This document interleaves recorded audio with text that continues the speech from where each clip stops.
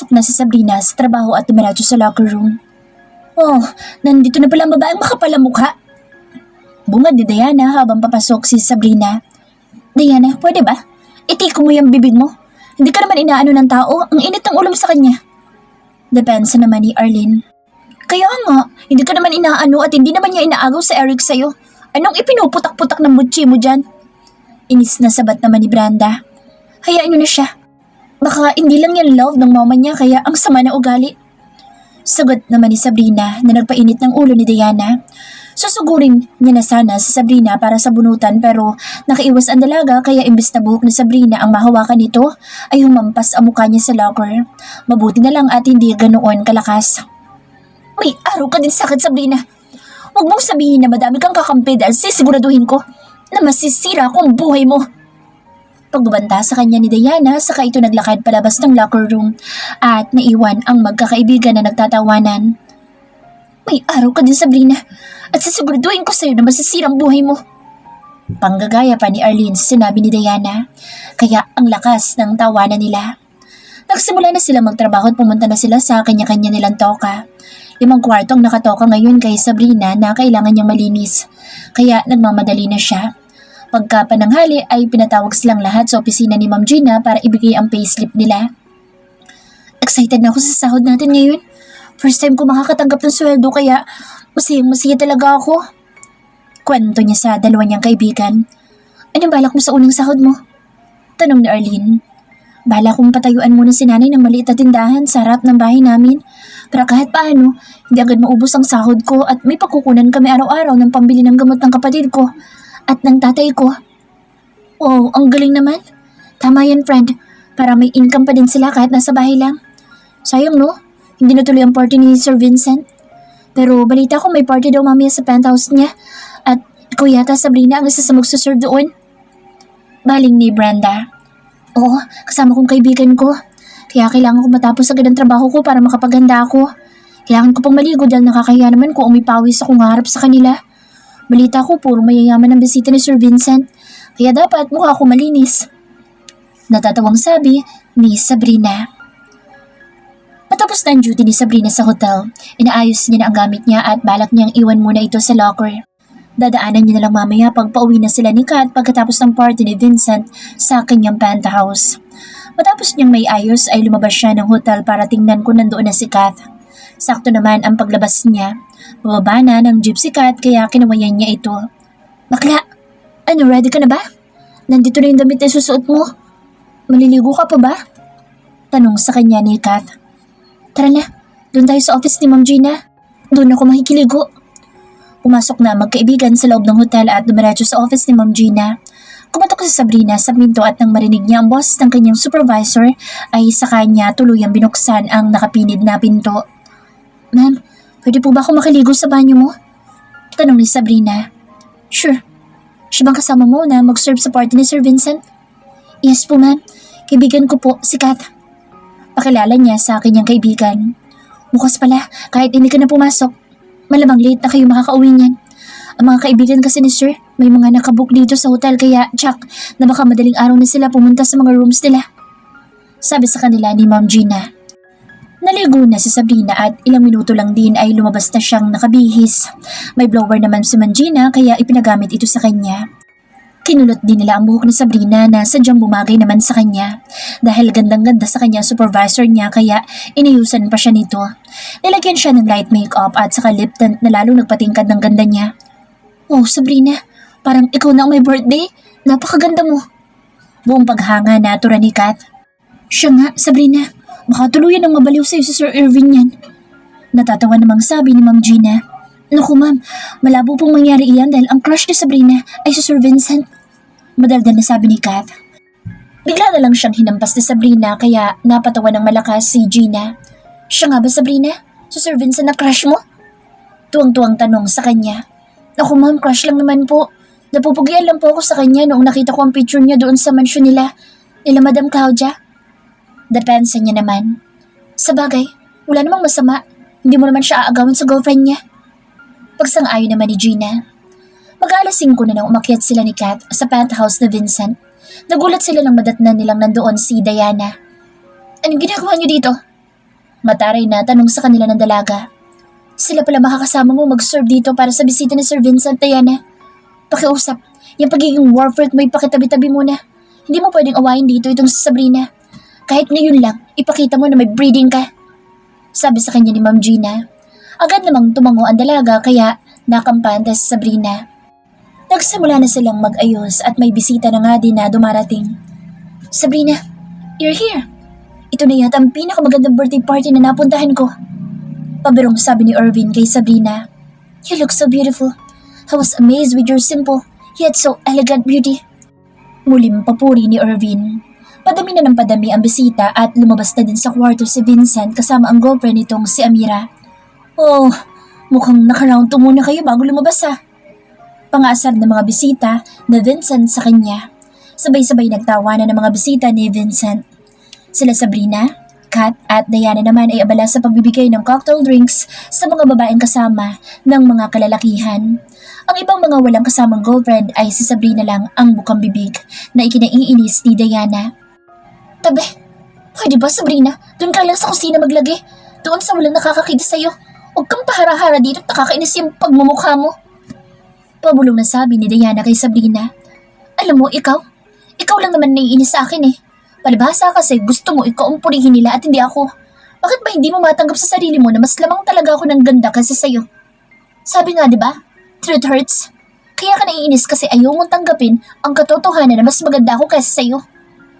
Bulong din ni Sabrina kay Diana. Huwag mo akong ibuli Diana dahil hindi ako papayag na ang isang kagaya mo lang ang mambubuli sa akin. Muling sabi ni Sabrina habang nakangiti siya sa mga bisita at hindi pinapahalata na may komosyon between her and Diana. Habang lumalalim ang gabi nakikita ni Sabrina na unti-unting nalalasing si Vincent, pati na ang mga kasabahan nito at maging ang kanyang mga kaibigan na sila Irvin at Matt. Nasa pool ang ibang mga guest at doon ay nagkakasayahan sila. Nakaramdam ng pagod si Sabrina kaya pumasok ito sa loob para gumamit ng banyo. Malapit na siya sa living nang may marinig siyang boses ng 2 tao na nag-uusap. Dahan-dahan siyang naglakad para hanapin ang boses pero nagulat siya nang makita niya sa kusina si Amira at ang isang bisita na Vincent na naghahalikan sila at halos lamasin na ng lalaki ang joga ni Amira. Agad siyang napatakip ng bibig niya at hindi niya namalayan na nasanggi niya isang bote dahilan para makalikha ng ingay.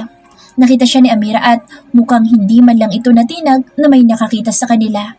Dinaanan lang siya na parang walang nangyari at initian na parang nakakaloko.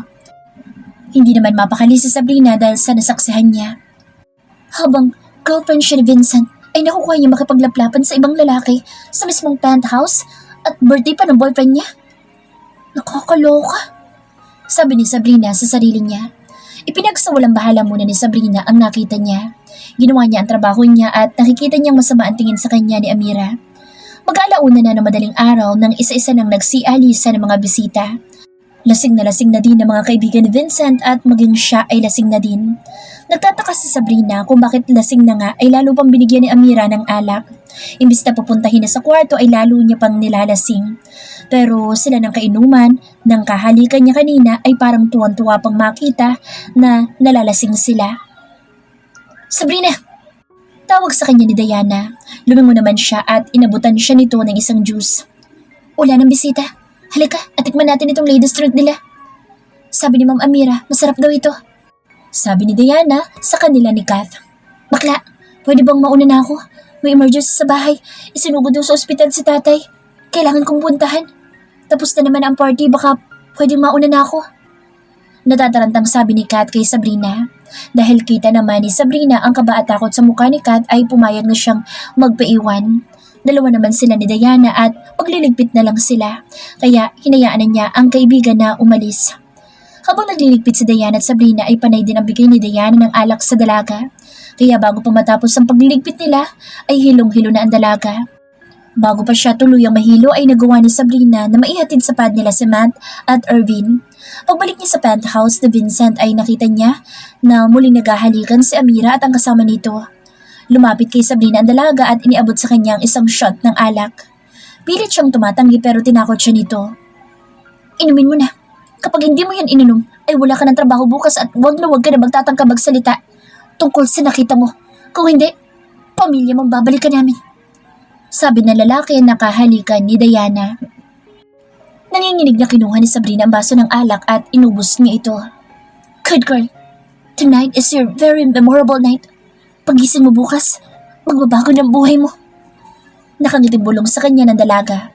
Bigla na lang nakaramdam si Sabrina ng labis na pag-iinit ng katawan at nangihina na siya.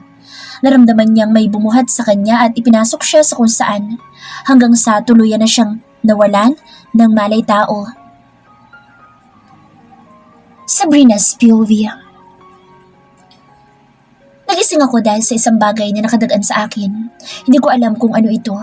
Ang init ng pakiramdam ko at gusto kong mailabas ang init na nararamdaman ko. Ang init? Ungol ko. Hindi ko alam kung nasaan ako basta ang alam ko lang. Parang may gusto akong gawin para lang maibsan ang init ng pakiramdam ko. Kasabay nito ay mas lalo pa akong nag-iinit dahil nararamdaman ko na may humahaplos sa katawan ko. Kahit na lasing at wala akong lakas, ay alam ko na may mga palad na abalang naglalakbay sa katawan ko. Wala sa sariling napaungol ako. Nagugustuhan ko kung ano man ang nararamdaman ko sa mga oras na ito. Ang init na nararamdaman ko ay lalong sumisidhi dahil sa ginagawa ng taong kasama ko. Hindi ko maidilat ang mata ko dahil sa espiritu ng alak ay wala akong lakas na idilat ang mata ko. Sinunggaban ako ng halik ng lalaki na hindi ko man lang nakikita ang mukha. Ang bawat halik niya ay punong-puno ng pananabik na animoy uhaw na uhaw dahil sa paraan niya ng paghalik sa akin. Babe, kiss me back. Narinig kong utos niya. Kahit lasing at wala ko sa aking sariling katinuan, ay tumugon ako sa kanyang utos. Hindi ko alam kung tama pero sinasabayan ko lang ang bawat galaw ng bibig niya. Amoy na amoy ko ang alak sa kanyang hininga na lalong nagpapainit sa akin. Pakiramdam ko, konti na lang ay gusto ko nang maghubad. Ang init. Gusto ko ng tubig. Mahina ako sabi. Gusto kong maligo. Muli kong sabi. Para akong mababaliw sa kung paano ako halikan ng lalaki. Gustong tumutol ng isip ko pero hindi ng katawan ko. Okay babe, I'll take you to the shower.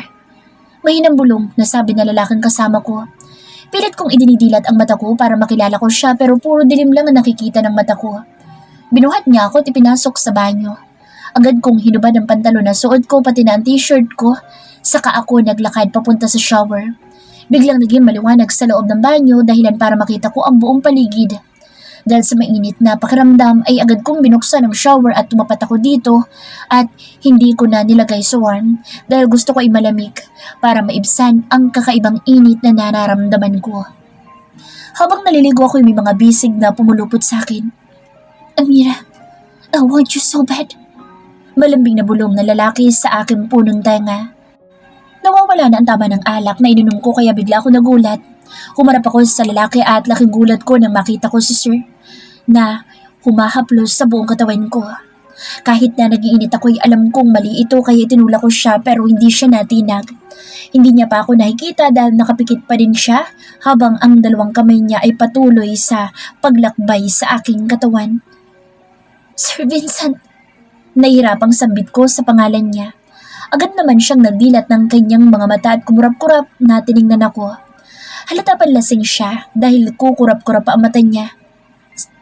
Sabrina? Mahinang sambit niya. Sir, sagot ko. Kita sa mata niya ang pagnanasa niya sa akin at ganun din ako dahil hindi ko mapigilan ang sarili ko dahil sa kung anong init ang nararamdaman kong gusto kong ilabas. Sinunggaban ako ng halik ni Vincent habang nasa ilalim kami ng tubig na lumalagaslas. Vincent's POV. Dahil sa isang babae na nagtatrabaho dito sa hotel na pag-aari ko ay nasira ang araw ko. Nagkaroon ang delay ang meeting na dapat sana'y pupuntahan ko. Pero dahil sa tangang babae na natalisod sa war ay heto ako ngayon at bumalik sa aking penthouse. Mabuti na lang at nasa taas lang ito ng hotel. Nakabalik ako sa meeting namin na nagsisimula na. Mabuti na lang at kasama ko ang mga kaibigan ko na nagmamanage ng hotel dahil isa din ang mga magulang nila sa stockholder dito. Pagkatapos ng meeting ay dadiretso na kami sa isang opisina at may isa pa kaming meeting na pupuntahan. Napansin namin na may dalawang cleaner na nag-uusap habang papalapit kami. Nakita ko na ang babaeng pumahid ng egg pie sa damit ko ang siyang kausap ng isa pang cleaner na nakatingin sa amin. Bro, Mukhang may tama na sa yung isang yan. Pabirong sabi ni Matt sa akin. Stop bro, alam mong may girlfriend na ako. Naiinis naman na sabi ko. Are you sure about your girlfriend? Nasaan nga ba siya ngayon? Muling sabi ni Matt. Pagkalapit namin sa kanila, kitang-kita ang kakaibang kislap sa mata ng babaeng kaharap namin na animoy parang uod na hindi mapakali. Tinanong ni Matt kung okay na ba siya at agad naman siyang sumagot ng oo. Muling tinanong ni Irvin ang pangalan niya at magilaw niyang pinakilala ang sarili niya at ang kaibigan niyang katabi niya. Nice name.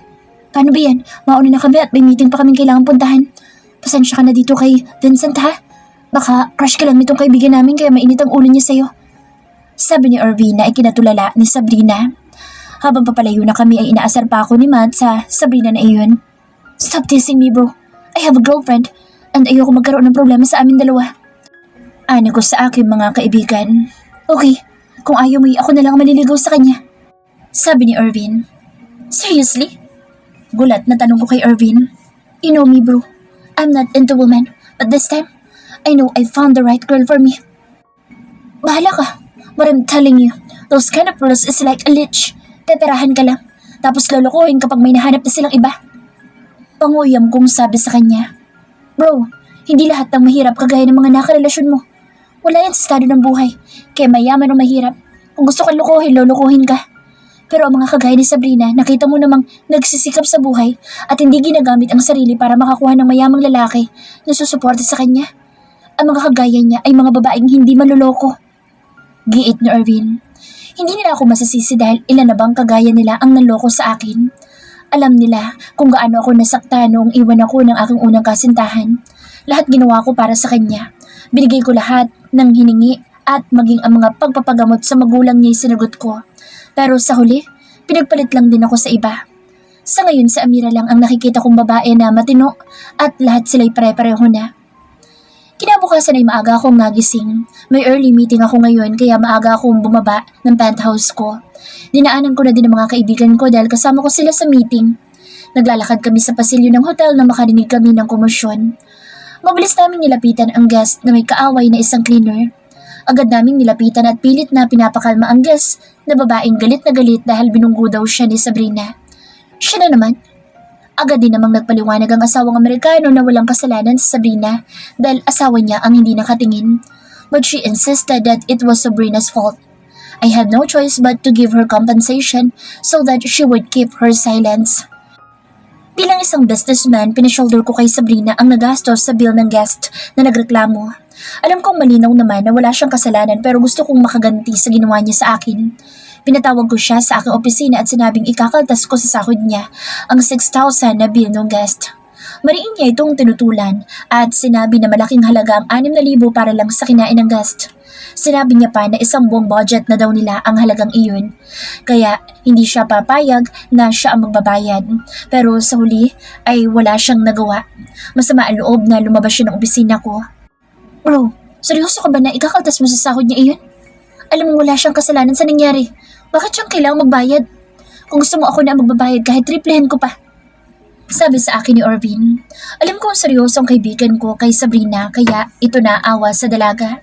Nakonsensya din naman ako kaya inaya ko sila na sundan siya sa locker room para sabihin wala na siyang babayaran.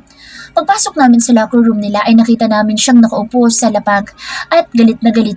Ibinato niya ang kanyang sapatos at hindi niya alam na nakapasok na kami sa pinto. Sapul na sapul ang mukha ko ng sapatos niya at talagang naalugyat ang utak ko. Sa galit ko, instead na babawiin ko na ang sinabi ko kanina, ay dinoble ko pa ito at ginawang 12,000. Lalo siyang nagpupuyo sa galit at sinabi niyang kunin ko na lahat ng sahod niya at magre-resign na siya. Nakita kong kinuha niya lahat ng gamit sa locker niya at walang lingon-likod na naglakad palabas. Wala na akong balak na habulin siya at bahala siya kung ituloy niya ang pagre-resign niya. Bumalik kami sa aking opisina pero ilang minuto lang ang lumipas ay dumating ang aking ina. And in my surprise, she is with Sabrina. Agad niya akong pinagalitan dahil nakapagsumbong na sa kanya ang babaeng may dahilan kung bakit ako ngayon pinagagalitan ni Mommy. Pinababawi ni Mommy ang pagtanggal ko daw sa kanyang trabaho at pinababalik ang perang sinisingil ko sa kanya. At ang pinakamatindi ay pinadodoble ang sahod ni Sabrina ngayong buwan.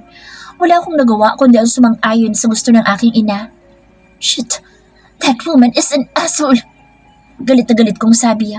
Tuwan-tuwa ang mga kaibigan ko dahil sa nangyari. Bro, Tomorrow is your birthday? Is that true na hindi natuloy ang party mo? Tanong ni Matt. Yes, maghahanda na lang ako sa penthouse at doon na lang tayo mag-celebrate kasama ng iba nating kaibigan.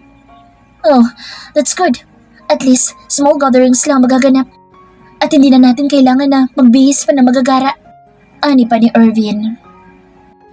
Kinabukasan ay maaga akong gumising para magtrabaho. Ayusin ko muna ang mga importanteng meetings ko, saka ako maghahanda para sa birthday ko.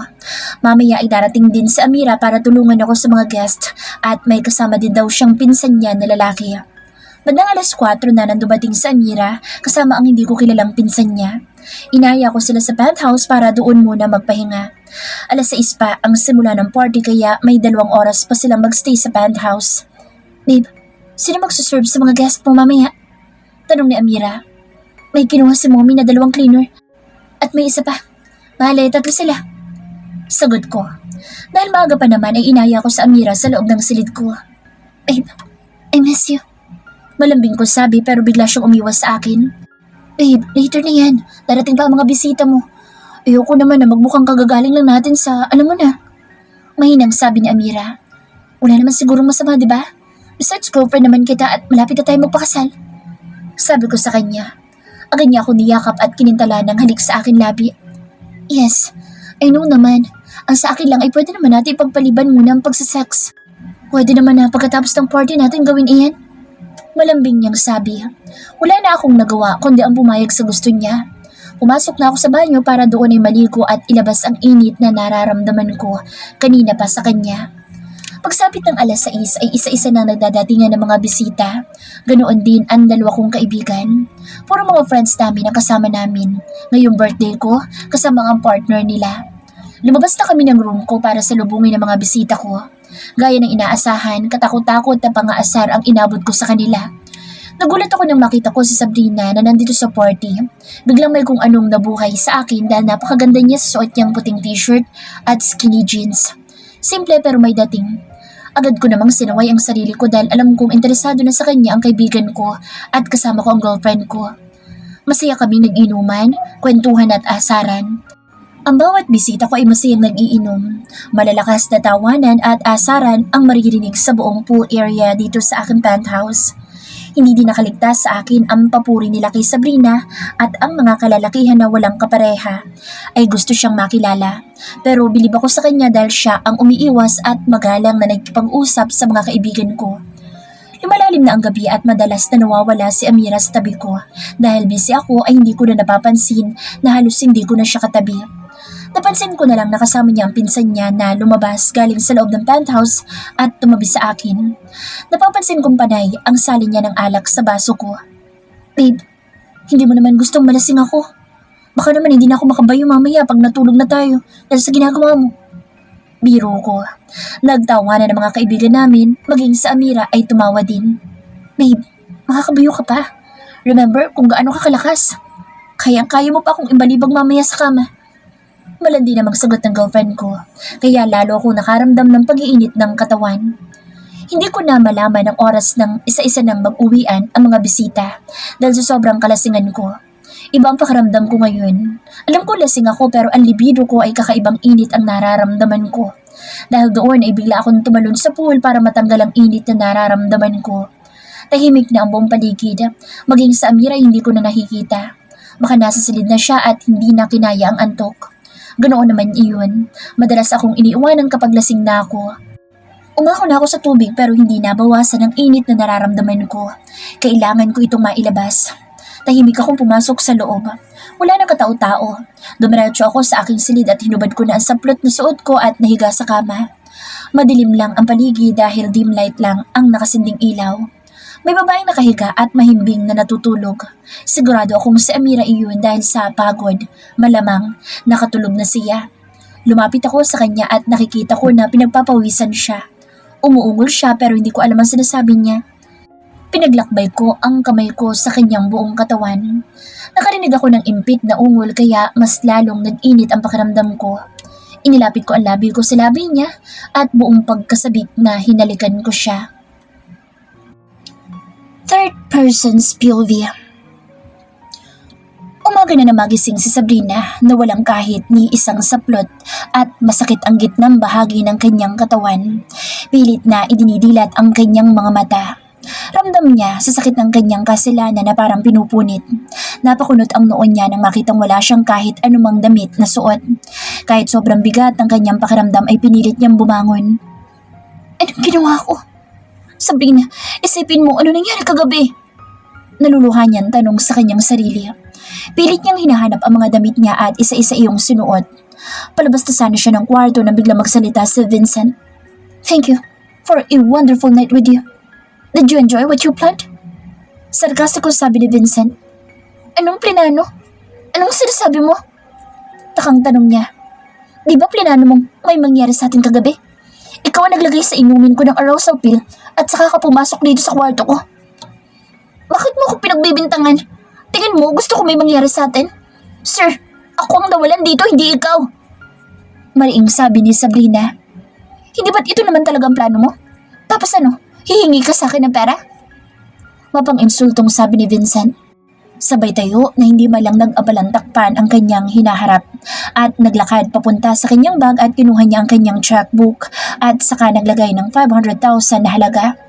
Sapat na siguro iyan para sa virginity mo. Ayoko na makita na lalapit ka sa akin. Sabi ni Vincent sabay bigay ng tseke kay Sabrina. Nasaktan ng sobra si Sabrina sa sinabi ni Vincent kaya hindi niya akalain na ganoon kababa ang tingin sa kanya ng binata.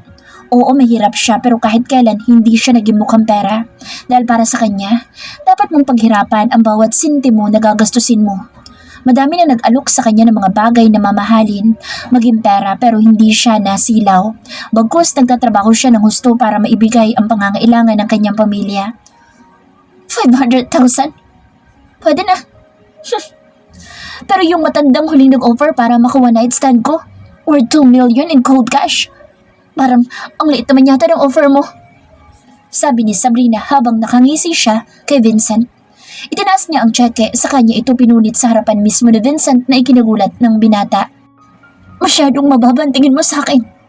Kahit na anong hirap namin at hirap ko sa pagtatrabaho araw-araw, hindi sumagi sa isip ko ang gamitin ng katawan ko para umasenso. Dignidad nila nga meron kami at hindi ko sisirain yun dahil lang sa pera. Huwag ka mag-alala. Nakuha mo man ang virginity ko. Makakaasa ka na hindi ako mag-aabol sa kagaya mo. Napakababa ng tingin sabing mahihirap. Umiiyak na sabi ni Sabrina. Saka siya tumalikod at naglakad palabas ng pinto. Kahit iika-ika siya. Naiwan si Vincent na tulala at hindi makapaniwala sa sinabi ni Sabrina. Bigla siyang nakonsensya sa mga sinabi niya. Palabas na si Sabrina ng main door na biglang bumukas ang pinto at niluha nito sa Amira. Nakaramdam ng takot si Sabrina at agad na nag-alala para sa kanyang sarili. Ano nangyayari dito? Malakas agad ang sigaw ni Amira kay Sabrina. Excuse me po ma'am, lalabas na po ako. Magalang pa din nasabi ng dalaga. Ayaw niyang makagawa ng eksena sa hotel. Sapat na sa kanya ang masasakit na salitang natanggap niya kay Vincent at ayaw niya na itong dagdagan pa. Hindi ka aalis. Ano nangyayari dito? Vincent! Vincent! Sigaw ni Amira. Hinila niyang pabalik si Sabrina at naabutan pa nilang nagbibihis ng damit si Vincent na lalong nagpasiklab ng galit na Amira. May nangyari ba sa inyo? Nanginginig ang boses na tanong ni Amira. Vincent! Tell me the truth! May nangyari pa sa inyo na babaeng ito? Muling tanong ng dalaga. Napaiyak na lang si Sabrina dahil pakaramdam niya ang liit-liit ng tingin niya sa kanyang sarili na mga oras na iyon. Babe, that's just a simple mistake. Sabi ni Vincent. Hindi na makuhang sumagot ni Sabrina. Yung siya na ang nawala ng virginity ngayon parang lumalabas pa na siya pa ang may kasalanan. Dumating ang mga kaibigan ni Vincent at nagulat sila kung bakit may gulo at nandito si Sabrina. Amira, nasa labas pa lang kami dinig na malakas na sigaw mo. Ano ba nangyayari dito? Bakit ang aga-aga mo naman yatang nandito? Takang tanong ni Irvin. Wala akong pakialam kung bakit ako nandito. Tanungin mo yung kaibigan mo kung ano ginawa nila ng babaeng ito kagabi. Mataray na sagot nito. Sabrina, why are you crying? Bro, what happened? Care to tell what's really going on here? Tanong muli ni Irvin. Saka lumapit kay Sabrina at hinapit niya ito ng yaka para aluhin. Don't hug her! Mariing sigaw na Vincent kay Erwin. Hindi siya pinansin ng binata at pinunasan nito ang luha ng dalaga. Kailan mo pa ako niloloko, Vincent? Kailan pa may nangyayari sa inyo na babaeng yan? Muling tanong ni Amira. Natigagalit si Erwin dahil sa kanyang narinig. Is that true, Vincent? Pati si Sabrina tinalo mo? Galit na sabi ni Erwin. I was drunk. Hindi ko alam na siya yung nasa kama ko kagabi. I thought it was Amira. Paliwanag ni Vincent. Ikaw, Vincent! Alam mong may gusto ko kay Sabrina at liligawan ko siya. Ganyan ka na ba? Ganyan ka na ba kadesperado at pati akong kaibigan mo tinalo mo? Galit na sabi ni Erwin. Hindi nila napansin nang sumugod ito palapit kay Vincent at inundayan niya ito ng suntok sa mukha. Mabilis naman na lumapit si Matt at inawat ang mga kaibigan niya na nagsusuntukan.